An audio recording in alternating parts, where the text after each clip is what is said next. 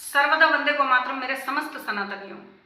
अभी 2-4 दिन पहले मैंने एक वीडियो अपलोड किया था जो एक तो देवी दुर्गा को बहुत अंट-शंट सोशल साइट्स पे गालियाँ दी गई और जो हमारे धार्मिक ग्रंथ जलाए गए थे उससे मैं काफ़ी मुझे भी ठेस लगी। तो मैंने एक वीडियो बनाकर अपलोड किया था जिसके बाद में हमारे दलित परिजनों के जो अच्छे भाई हैं, सेंसिबल लोग हैं, उनके मेरे पास फ़ोन आए कि दीदी ये बिल्कुल आपने ठीक नहीं किया है। तो मैं इस बात को समझी हूँ क्योंकि 2 मिनट और 20 सेकंड की एक समय की बाध्यता होती है, तो उसमें कई चीज़ें कहनी रह गई। मुझे हो सकता है मैं उनका आगे नाम भी लेती जिन जिन लोगों ने ये काम किए हैं, जो अपने चारों समाजों में जो एक बाधा का काम करते हैं, एक उकसाहट का काम करते हैं।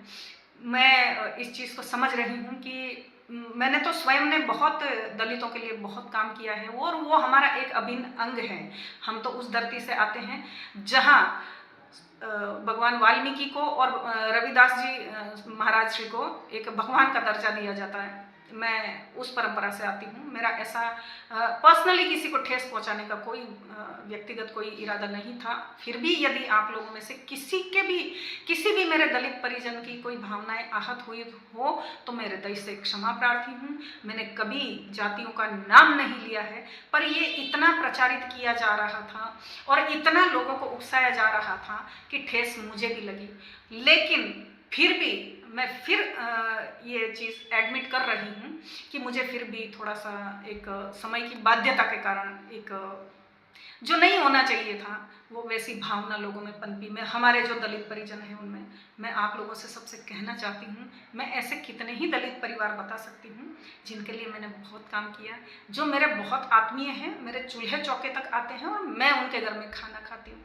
यदि मेरा कोई ऐसी ठेस पहुँचाने का ऐसा कोई इरादा नहीं था, यद्यपि फिर भी यदि आप लोगों को ऐसा लगा है तो मैं अपने शब्द वापस लेती हूँ।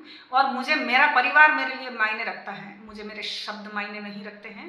बाबा साहेब का भी हमें पूरा आदर है, लेकिन बाबा साहेब का ही नाम लेकर जब उकसाया जाता है तो थोड़ा सा ठेस हमको भी लगती है। दोनों पक्षों को ध्यान रखना है।